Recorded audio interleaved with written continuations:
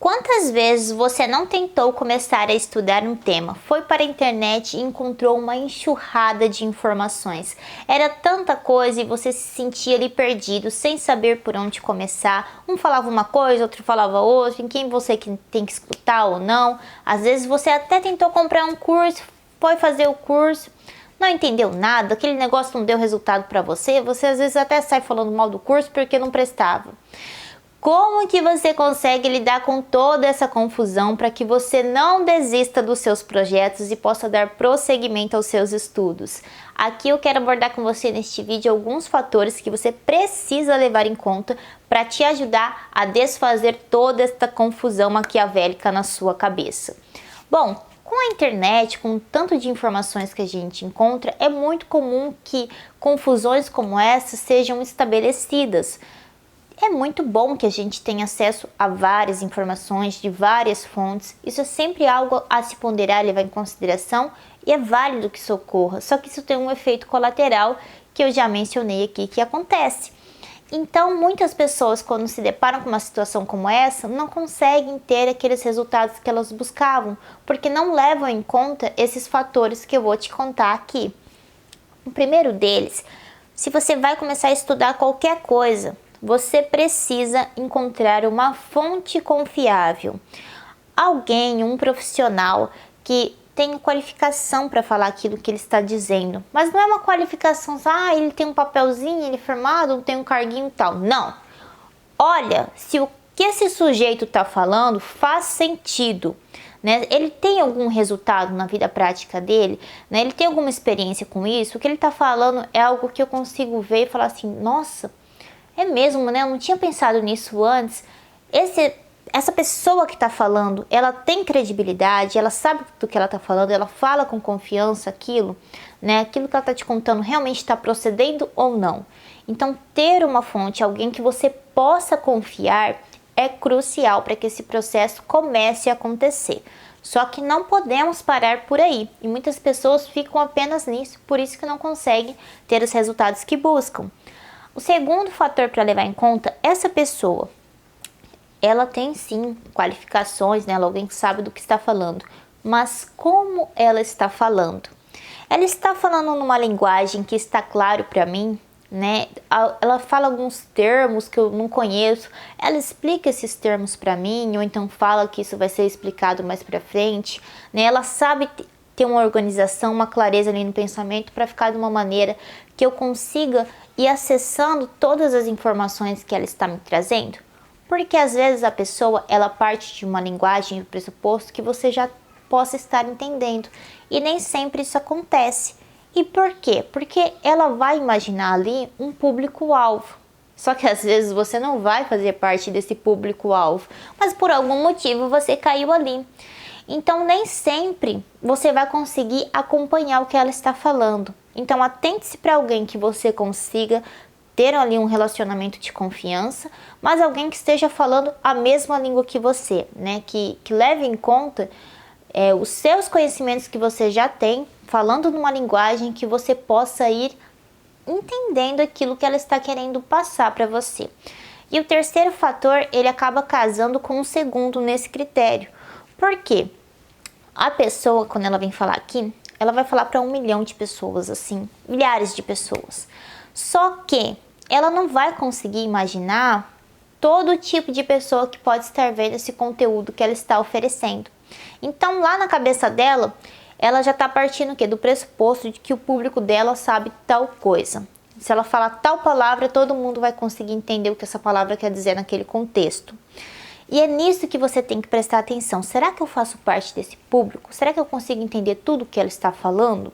Né? Ou às vezes eu preciso dar um passo lá atrás, porque você precisa saber se você já tem alguns conhecimentos prévios que você vai ser capaz de ir acompanhando todo esse conteúdo e absorvendo ele da melhor maneira possível. Isso acontece muito em cursos, né? Às vezes a gente começa a fazer um curso, a gente não entende, a gente não deslancha naquele curso. E não é porque o curso é ruim, é porque às vezes aquele conhecimento, aquele ensino, ele já partia do pressuposto de que você já teria alguns conhecimentos prévios para conseguir acompanhar aquele curso e ter um bom desempenho. Porque se a pessoa chega ali querendo abordar todos os aspectos que ela precisaria abordar para você acompanhar, às vezes aquele tema central que ela queria trabalhar não vai ficar com o destaque que ela gostaria, não vai ficar bem explicado, não vai ter todo o tempo e atenção que ela queria se destinar àquilo. Então, às vezes, a gente precisa ir dividindo os estudos por fases. Saiba qual fase você está, se você precisa ter algum conhecimento prévio para acompanhar aquilo ou não. Um exemplo disso é a análise sintática, né, que cai muito em concursos, principalmente pessoas que precisam parar e estudar o português, já querem partir direto para análise sintática. Mas às vezes essa pessoa não concluiu muito bem o processo de alfabetização dela, ela vai ter dificuldades na ortografia, ela não sabe nada de análise morfológica, aí ela cai direto para análise sintática, que vai lá falar do sujeito ou de qualquer outra coisa, e ela não faz ideia do que aquele professor está falando.